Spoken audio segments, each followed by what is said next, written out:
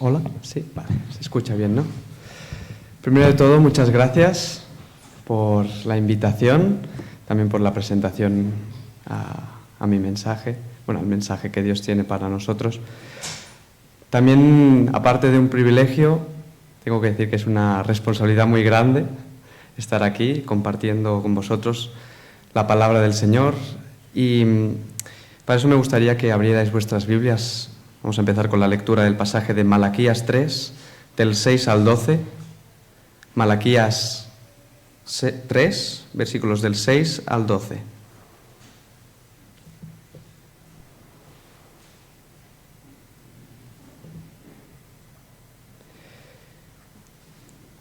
Malaquías 3, del 6 al 12 dice: Porque yo, Jehová, no cambio. Por esto, hijos de Jacob, no habéis sido consumidos. Desde los días de vuestros padres os habéis apartado de mis leyes y no las guardasteis. Volveos a mí y yo me volveré a vosotros, ha dicho Jehová de los ejércitos. Mas dijisteis: ¿en qué hemos de volvernos? ¿Robará el hombre a Dios? Pues vosotros me habéis robado. Y dijisteis: ¿en qué te hemos robado? En vuestros diezmos y ofrendas. Malditos sois con maldición, porque vosotros, la nación toda, me habéis robado. Traed todos los diezmos al alfolí, y hay alimento en mi casa, y probadme ahora en esto, dice Jehová de los ejércitos.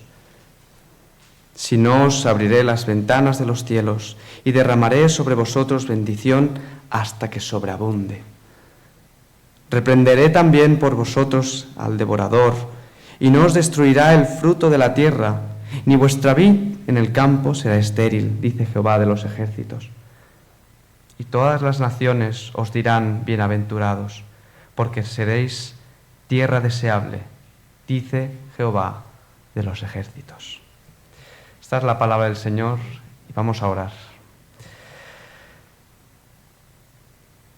Santo Dios y Padre, te damos las gracias por esta mañana que podemos estar aquí para servirte, para darte la gloria, la honra, el honor y el poder. Solo a ti, Dios. Desvía nuestra mente, desvía nuestra atención de todo lo que pueda distraernos de ti, de escuchar tu palabra, de aprender, de cambiar hacia una vida conforme a tu voluntad, de una vida conforme a tus leyes. Te pido, Señor, que me des palabra, que me ayudes a transmitir este mensaje y que puedas, Señor, a través de mis palabras, confrontarnos, alentarnos, ayudarnos y darnos muestras de tu gran amor con que nos has amado. Te lo pido todo en el bendito nombre de nuestro Señor y Salvador Jesucristo. Amén. Bueno, ¿cuántas veces nos encontramos desesperados, sin esperanza, tristes, con ese dolor dentro de nosotros, que llega a nosotros una pregunta muy importante, dice: ¿dónde está Dios? En muchas situaciones, en el mundo en el que estamos viviendo, no solo en las catástrofes, ya digamos, de la tierra, todo aquello que pueda venir, incendios, la sequía, restricciones, etcétera, COVID, enfermedades, y podríamos estar aquí haciendo una gran lista. Pero aparte de eso, muchas veces nos encontramos en que por nuestra fe encontramos oposición, ¿no? Y Jesús ya nos lo dijo, que encontraríamos oposición por ello. ¿Cuántas veces sufrimos por esa fe? Pero algo más. ¿Cuántas veces nos sentimos a Dios? ¿O sentimos de que Dios se ha alejado? ¿De que Dios ha dejado de amarnos? ¿Cuántas veces nos habremos hecho esa pregunta? Yo en mi caso, estudiando este pasaje de Malaquías, me ha recordado muchas veces en las que me he encontrado pues solo, realmente, que he sentido un abandono, ¿no? Me he sentido desamparado. Y es por eso que tener un correcto conocimiento de quién es Dios, de su naturaleza, de sus atributos, para ello estudiar su palabra, tener un verdadero y genuino conocimiento de quién es Él, nos lleva al arrepentimiento, porque nos lleva a Él. Nos hace ver cuán miserables somos, cuán pecadores somos. Sí, me refiero a esos momentos en los que nos sentimos solos, abandonados, tristes. A veces decimos, Dios, ¿dónde estás? Cuando a veces deberíamos preguntarnos, Dios, ¿dónde estoy yo? El correcto entendimiento de Dios nos lleva a una correcta sumisión y a regocijarnos en sus obras. Y quiero deciros una cosa, Dios quiere bendecir a su pueblo. Dios lo quiere, realmente lo quiere. Lo quiso con Israel, lo quiso con su iglesia y lo sigue queriendo con su iglesia hoy en día. Dios quiere bendecirnos, pero para ello debemos arrepentirnos y volver a Él. Esta mañana quiero ver 3 puntos importantes que aparecen en el texto. Esos 3 puntos, cada uno de ellos, nos redirige a Dios, nos lleva. Esos 3 puntos tienen el propósito de llevarnos al arrepentimiento. El primero de todos es el que vemos en el versículo 6 y es de que Dios es inmutable. Dios no cambia. El segundo punto es que el hombre sí cambia. El conocimiento de que el hombre cambia y es engañoso. Y el tercer punto es que Dios actúa a favor de su pueblo, de sus hijos, a pesar de todo. Y vamos a entrar ya un poco en contexto. Malaquías, el último libro, como conoceréis, del Antiguo Testamento, se encuentra en que ya habían pasado un tiempo en el que habían regresado del exilio a Babilonia. Y el templo ya estaba reconstruido. El pueblo esperaba 3 cosas muy importantes. Primero, la Nueva Jerusalén. Segundo, el Mesías venidero. Y tercero, justicia y paz. Pero todo eso no había llegado. Estaban a la espera porque no estaba con ellos ya.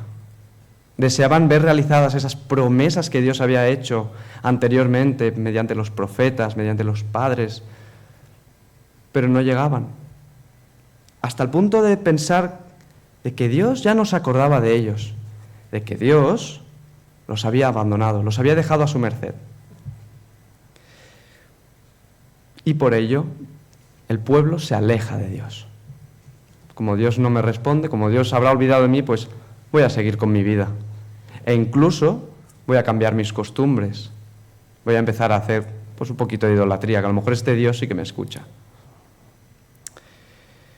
Para entender el contexto de este texto, quiero que nos vayamos un momento al versículo 17 del capítulo 2, con la pregunta que hace al final. Dice, ¿dónde está el Dios de justicia? Ellos le estaban preguntando que si les había abandonado, que dónde está esa justicia contra sus enemigos o con ellos mismos que había prometido. ¿Dónde está el Dios santo y justo que condena el pecado? ¿Dónde está? No lo vemos, no lo sentimos.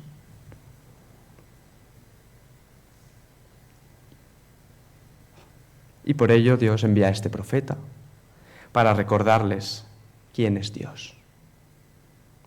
¿Quién era? ¿Quién es? ¿Y quién será? Un Dios que no cambia. Y ahí vamos al versículo 6. Porque yo, Jehová, no cambio. Esta afirmación es clara. Dios es inmutable. Y esta verdad la encontramos en diferentes pasajes. Números 23, 19. Dios no es hombre para que mienta, ni hijo de hombre para que se arrepienta. Él dijo, y no hará. Habló, y no lo ejecutará. En el Salmo 92, antes que nacieran los montes y formases la tierra y el mundo, desde el siglo hasta el siglo, tú eres Dios. Isaías 40, 28. ¿No has sabido, no has oído que el Dios eterno es Jehová, el cual creó los confines de la tierra? No desfallece ni se fatiga con cansancio, y su entendimiento no hay quien lo alcance. Pero, ¿qué quiere decir que Dios no cambia? ¿Qué quiere decir que Dios es inmutable? Pues podemos observar 7 aspectos sobre esta verdadera doctrina. El primero de todo es que Dios no cambia en su esencia, como hemos visto en Isaías. El Dios eterno es Jehová. El nombre revelado a Moisés, el nombre Jehová, que viene de Yahvé, de las 4 letras, ¿no?, impronunciables para los judíos. Bueno, y para nosotros porque no tienen vocales. Ese es el nombre. Yo soy el que soy, no cambio, porque yo no tengo sombra de variación. Yo soy Dios. Yo soy el que veis. Yo soy el que soy. Su inmutabilidad nos habla de su aseidad, de su autosuficiencia y de su autoexistencia. Segundo punto es que Dios no cambia en sus atributos. Siempre es justo, desde el inicio hasta el final. Dios siempre va a ser eterno. Y Dios siempre es santo. No hay mancha en Él. No hay pecado en Él. Él es puro y Él es trascendente. Y esto nos hace recordar a la respuesta que tenemos para el versículo 17 del capítulo 2 que hemos leído, donde está el Dios de justicia. Más adelante podemos leer: y vendré a vosotros para juicio, y seré pronto testigo contra los hechiceros y adúlteros, contra los que juran mentira y los que defraudan en su salario al jornalero, a la viuda y al huérfano, y a los que hacen injusticia al extranjero, no teniendo temor de mí, dice Jehová de los ejércitos.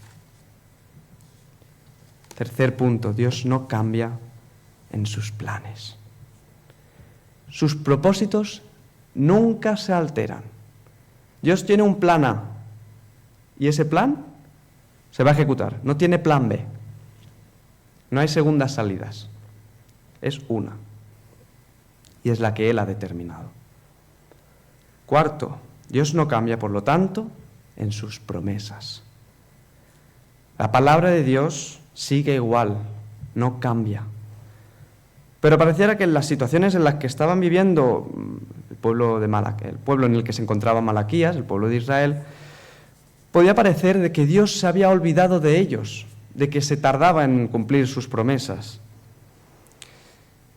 Pero pensar que Dios los había abandonado por ello es un completo error. Al igual que nosotros, cuando caemos en esa tentación de pensar de que Dios nos ha abandonado porque se tarda en cumplir sus promesas. Es algo que debemos pensar. ¿Tener dudas de que Dios nos ama? ¿De que Dios nos ha abandonado a nosotros? ¿Sus hijos comprados por precio? ¿Por la sangre de Jesucristo? Podemos dudar. Podemos tener dudas, claro que sí, es lícito. Tenemos el derecho incluso de tener dudas. Pero eso no cambiará la verdad de que Dios nos sigue amando. Porque es una verdad, no es algo que yo sienta. Yo siento que no me ama, me parece perfecto. Pero Dios, como su hijo que eres, Él te ama. Ahora no lo sientes, mañana tampoco. Pero es una verdad inamovible. Quinto, Dios no cambia en sus castigos. Bajo su juicio, sabiduría y soberanía, Él ha establecido una paga por el pecado, y esa es la muerte. Romanos 6:23. Y ha establecido una condenación eterna para los que no creen en su Hijo amado. Juan 11:26. Y eso no va a cambiar. Dios el último día no va a decir, bueno, venga, va, todos al cielo. No. Desde el principio lo ha determinado. Y hasta el fin lo ejecutará. Sexto, Dios es inmutable para con sus hijos, como ya he dicho anteriormente. Podemos estar seguros de nuestra salvación, porque no depende de nosotros, sino depende de Dios. Es Él quien actúa. Él es quien nos salva. Él es quien nos da la vida, tanto al nacer como la nueva vida en Jesucristo. Dios nos conoce desde antes de la fundación del mundo y a los suyos no va a abandonar. Y Dios, séptimo y último punto, Dios es inmutable en la persona de Jesucristo. Jesús en su naturaleza era, como dice el dicho en latín, vera homo, vera Deus, verdaderamente era hombre y verdaderamente era Dios. Pudo experimentar los cambios de una vida humana, pero en su esencia divina no cambió. Las circunstancias no cambian en ninguna manera, ni en ninguna medida, a Dios. Nada ni nadie puede alterar la mente del Señor. El dolor puede desorientarnos, pero somos necios, necios, si pensamos que Dios nos ha abandonado. Ellos pedían justicia, y muchas veces incluso nosotros podemos pedir también justicia, cuando estamos pasando esa persecución, esa burla. Pedimos muchas veces justicia.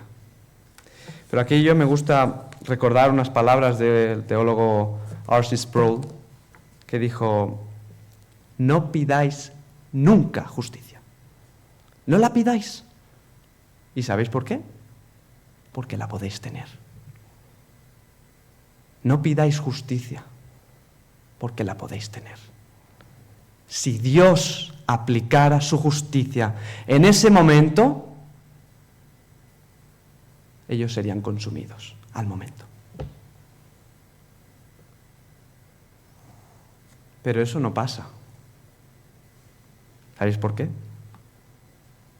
Por su gracia. Porque Dios no cambia.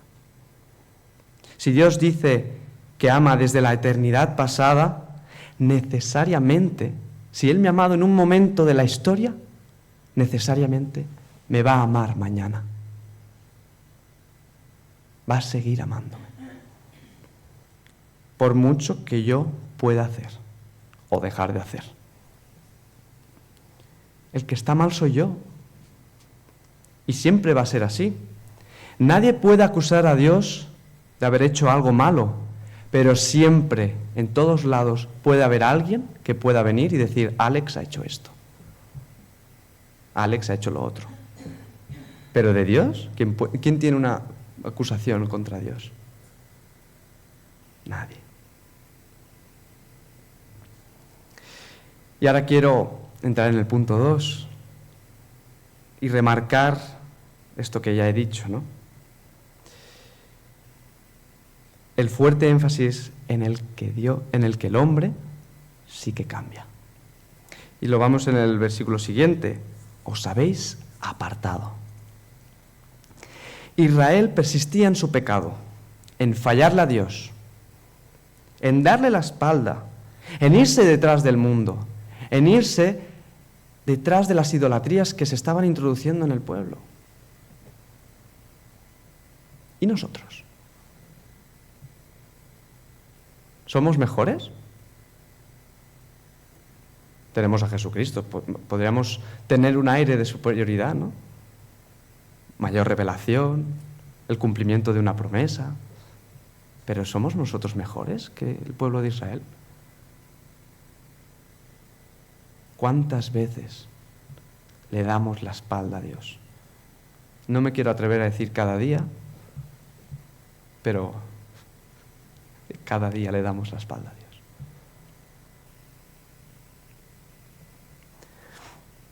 Y el texto dice algo que a mí me choca, que me impacta. Dice, desde los días de vuestros padres os habéis apartado. No desde que volvisteis de Babilonia.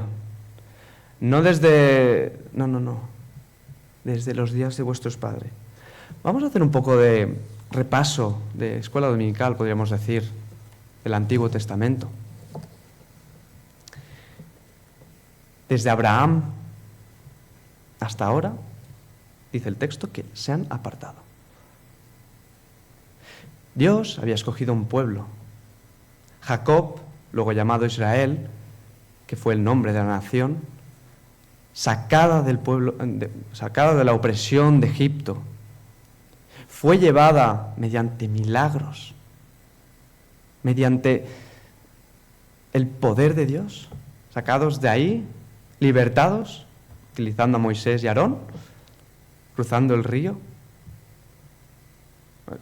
Mar Rojo, llevados al desierto, y cuando estaba revelando su ley, ¿el pueblo qué hace? Idolatría, un becerro de oro. Pero es que no se acaba ahí la historia. La historia continúa. Esa generación no vio la tierra prometida, sino fue la siguiente. Pero es que esa siguiente generación, luego leemos en el libro de Jueces, que no sé si encontrar alguno bueno, van de mal en peor. Luego el libro de Reyes, empezando por Saúl, que no fue escogido por Dios, fue escogido por el pueblo. Nosotros queremos ser como las otras naciones. Bueno, pues ahí tenéis a uno. Luego escogió a David, pero es que David no fue mejor que él. Luego Salomón, y así con todos los reyes. ¿Y qué pasa luego? Viene Babilonia. Y no viene Babilonia porque Dios se descuidó de que, las fronteras. No. Dios envió a este pueblo para castigarlos por su pecado, porque desde los días de vuestros padres os habéis apartado de mis leyes. Y luego al regresar de Babilonia, del exilio, siguen igual. No han cambiado. Han cambiado en que han cambiado a Dios por la adoración a ídolos.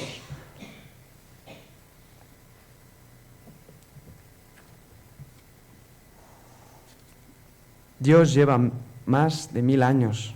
El pueblo lleva más de 1000 años de historia, siendo el pueblo amado, escogido, apartado, bendito de Dios. ¿Y Dios qué les dice? Os habéis apartado de mí, me habéis abandonado. Todo lo que yo he hecho, lo habéis tomado como nada.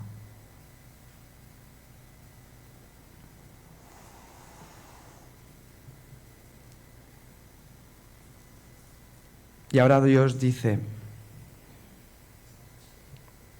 volveos a mí y yo me volveré a vosotros. Para poder volver a Dios debemos lamentar y llorar nuestro pecado. Debemos confesar nuestro pecado y arrepentirnos de ese pecado. Somos nosotros quienes nos apartamos de Dios. Somos nosotros que no somos fieles a lo que le prometemos. Le decimos, ya no voy a hacer esto más, ya está. Hoy es el último día. ¿Y qué pasa mañana? Que lo vuelvo a hacer. No, Señor, yo ya no voy a mentir más. Ya a partir de ahora todo lo que voy a decir va a ser verdad. Ya es la primera mentira que dices. Constantemente estamos fallando a promesas que no tienen nada, ¿no? Las palabras se las lleva el viento. Pero sin embargo, Dios sigue siendo el mismo que ama a la nación de Israel. No los ha abandonado. Y vemos la respuesta del pueblo a esa afirmación, ¿no? O sea, volveos a mí y yo me volveré. Y vemos la respuesta del pueblo que dice, me sorprende mucho porque dice, más dijisteis, ¿en qué hemos de volvernos? Nada, que no lo entienden. Le han fallado a Dios. Y ellos se hacen los locos, intentan ocultar algo al que todo lo sabe, al que todo lo ve, al que desde los inicios ha estado con ellos, que conoce cada detalle de su pecado, desde que empieza a gestionarse hasta que se cumple. Y además, esta acusación es violenta. No penséis que es una pregunta de, ¿cómo podemos hacerlo? ¿Cómo debemos hacerlo? No. Es una acusación violenta que el pueblo le hace a Dios. La lectura correcta sería, más dijisteis, ¿en qué hemos de volvernos? ¿En qué? Miremos el versículo 13. Vuestras palabras contra mí han sido violentas, dice Jehová. No querían una pregunta para, a ver, ¿en qué podemos volver? ¿En qué podemos mejorar? ¿Cómo? Dinos, enséñanos. No. Son palabras duras, palabras fuertes, con muy mala intención. Y en vez de ser humildes y reconocer su pecado, su maldad, su depravación, en vez de reconocer quién es Dios y quiénes son ellos, acusan a Dios. La razón por la que ya no sentimos a Dios. Sentimos a Dios. La razón por la que ya no vemos o tenemos ese gozo es porque nos hemos apartado de Dios. Y no hay otra. No hay otra explicación. No es que Dios esté dando un tiempo para ver qué hace. No, Dios no actúa así. Si no, vamos a hacer un estudio de toda la Biblia. Ellos se habían apartado de Dios. Quiero contar una anécdota muy gráfica de Josías Grauman, teólogo. Pone el ejemplo de dos hombres que están hablando y uno le está diciendo cuánto le ama, ¿no? Están los dos cara a cara, uno le está diciendo cuánto le ama y el otro se va yendo para atrás, mirándolo pero yendo para atrás, retrocediendo, ¿no? Y llega un momento que el otro que está escuchando se da la vuelta y dice, ¿dónde estás? ¿Me has abandonado? Y el que no se había movido, que le estaba declarando cuánto le amaba, le dice, pero si yo no me he movido de aquí. ¿Eres tú el que te has ido? ¿Yo sigo aquí? ¿Eres tú el que ha dado los pasos para atrás y después te has dado la vuelta? El que me ha dado la espalda ha sido tú. Tú te has alejado.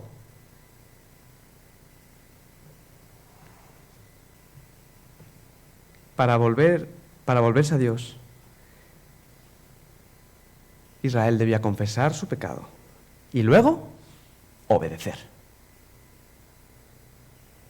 Son los dos elementos del arrepentimiento, como luego nos explicará el apóstol Pablo. Arrepentirnos y obedecer. Vemos que lo que estaba pasando aquí, entre otras cosas, es que ellos no estaban dando el diezmo. Leemos otra vez el versículo del 8 al 12, dice, ¿robará el hombre a Dios? Pues vosotros me habéis robado.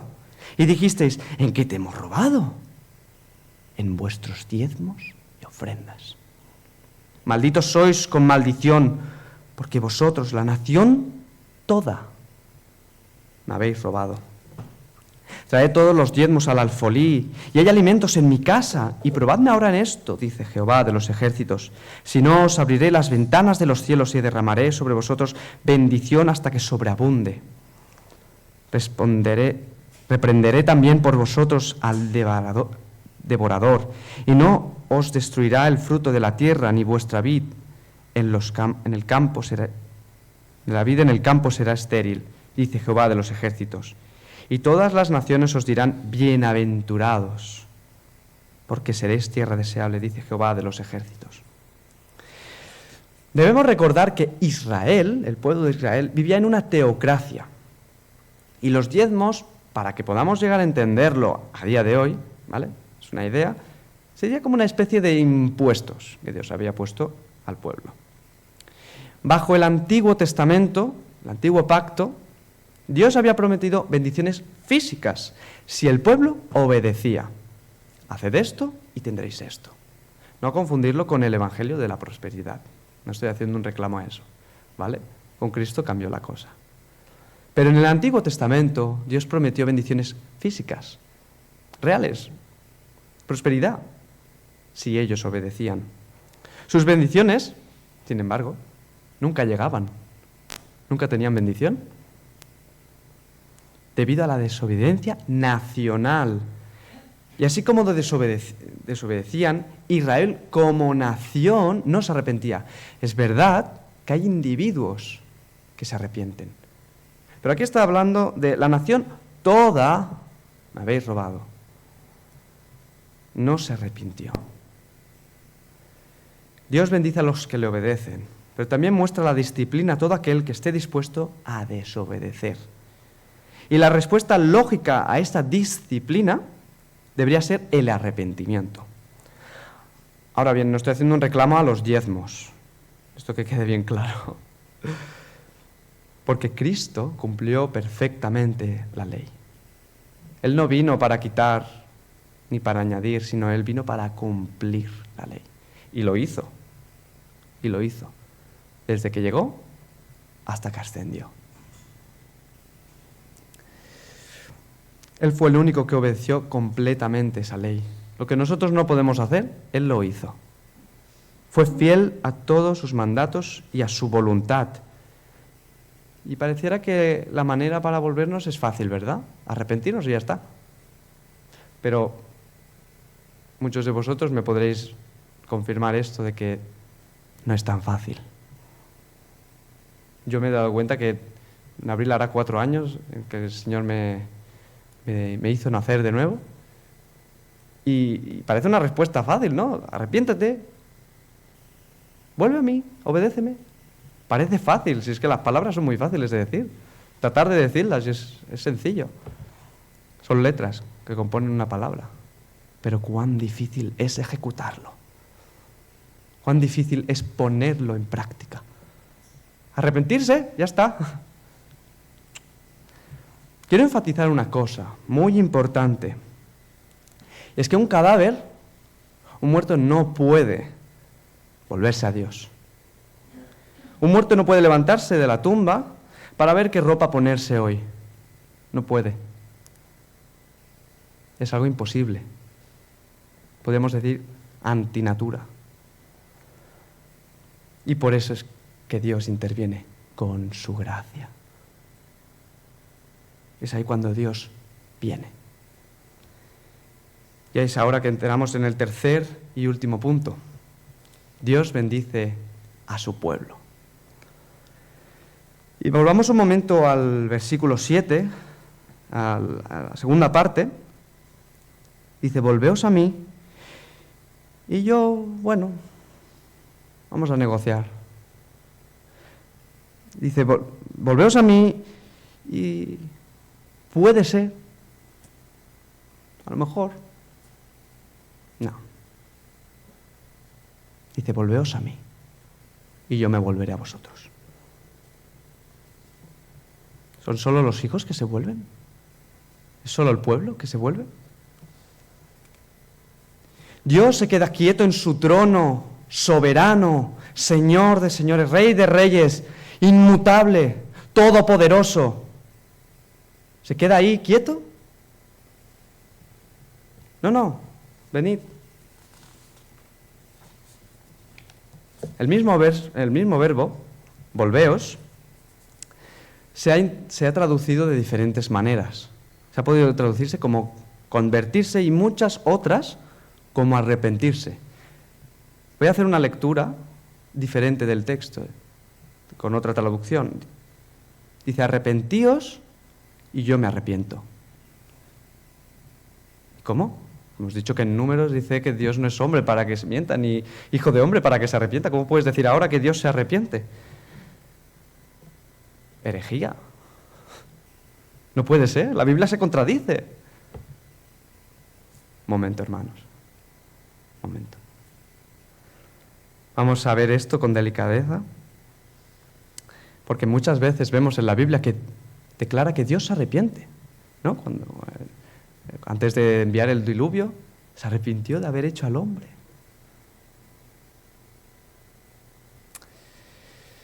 Dios no se arrepiente como nosotros. Entonces, ¿cómo lidiamos con este problema? Porque puede ser un gran problema. Bien, para empezar estamos ante un misterio. Eso para empezar. La Trinidad la entendemos. Uno en esencia, tres en persona, sencillo. Aquí y en toda la cristiandad. Ahora, entiéndelo. Ponlo en la mente. Es imposible, es muy difícil, es un misterio. Y muchas veces entendemos las grandes verdades de Dios a través de un lenguaje que nosotros podamos entender. Y ese lenguaje, esas maneras de hablar que tiene la Biblia, se llama como antropomorfismos. Muchas veces vemos que Dios tiene partes humanas, como manos, ojos, boca. Por ejemplo, en Deuteronomio 8.3, vamos a ir un momento, Deuteronomio 8.3. No hace falta que lo busquéis, sino...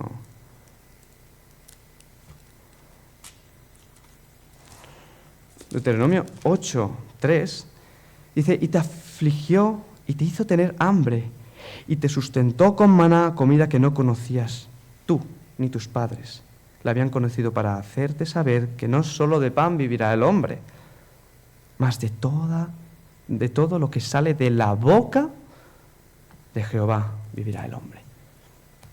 Ejemplos como este, o también en Job 19:21, vemos que Dios tiene partes humanas, pero luego nos dice que Dios es espíritu, que Dios no tiene cuerpo. Antropomorfismos, eso nos enseña una verdad acerca de Dios. Segundo punto nos comunica que Dios, cuando dice que se arrepiente, nos dice que Dios está involucrado con su creación. Dios, como he dicho, soberano, rey, Señor, pareciera que es un Dios lejano, ¿no? Que no se puede alcanzar, pero ese Dios viene, se acerca. Es un Dios que está involucrado, es cercano, al cual nosotros como hijos suyos podemos llamar Padre. Dios baja de su trono al polvo, a la suciedad, a la impureza, al pecado. La soberanía de Dios no tropieza con la vida personal del hombre. Es totalmente compatible. Esto me hace recordar a cuando estoy trabajando con pequeños y sobre todo al principio del curso, sobre todo los que están en P3, los que empiezan primer año, que es todo nuevo para ellos. Los padres sabéis que van a llorar, que van a incluso suplicar, aunque no tengan muchas palabras para hacerlo, pero el llanto ya sabes que es una súplica para que no me traigas aquí, no me dejes aquí solo.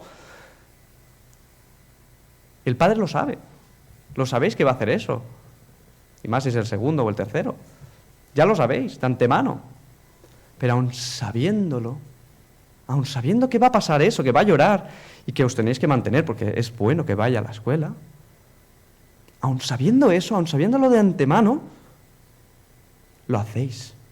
Pero lo hacéis y no me importa que mi hijo llore. No, yo he visto padres que lloran cuando se dan la vuelta a la esquina, cuando han dejado a su hijo llorando ahí. De hecho, yo me sorprendía porque una compañera mía me lo dijo, dice, muchas veces he salido y hay padres en el coche llorando porque han dejado a su hijo ahí, porque se duelen con sus hijos, porque les importa, porque están involucrados con ellos, tienen una relación. Y en tercer lugar, Dios cambia sus acciones en consonancia a su naturaleza. Eso es cuando yo me arrepiento, Dios cambia sus acciones hacia mí. Antes estaba condenado, Dios mostraría su ira, pero ahora tengo vida eterna. el Dios inmutable siempre actúa en consonancia, de acuerdo a su inmutable naturaleza. Y el último punto, pero es Dios quien interviene. Es Dios quien actúa. Vamos un momento al versículo 17 del capítulo 3. Dice, y serán para mí especial tesoro. Ha dicho Jehová de los ejércitos, en el día en que yo actúe. Y los perdonaré, como el hombre que perdona a su hijo que le sirve. El punto en el versículo 7 es de que el hombre está muerto en sus delitos y pecados, nos dirá Pablo en su carta a los Efesios. Está depravado, destituido de la gloria de Dios. Desde su nacimiento, dice David en su salmo. Y es pues cuando Dios, en su gracia, en su misericordia, interviene y concede el arrepentimiento y la fe para que el hombre pueda volverse a Dios. Dios les dice, arrepentíos, pero ellos no pueden. Es por eso que Jesús vino.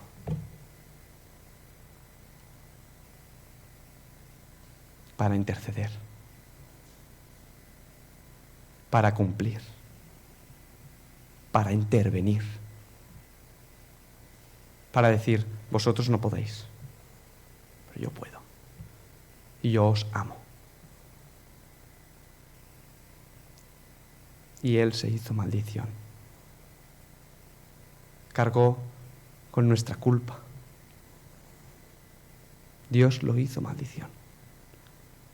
Escuchamos en la bendición de Números 6, 23, 24, ¿no?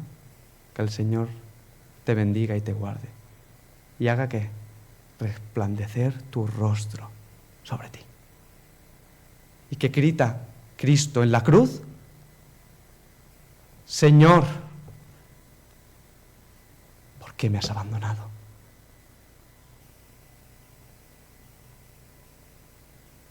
El justo padeció por nosotros, por el injusto. Es el Padre que intercede por su iglesia. Es Él quien nunca deja de actuar. Entonces, cuando Dios actúa, perdona y da vida al creyente, es cuando el hombre puede volverse a Dios.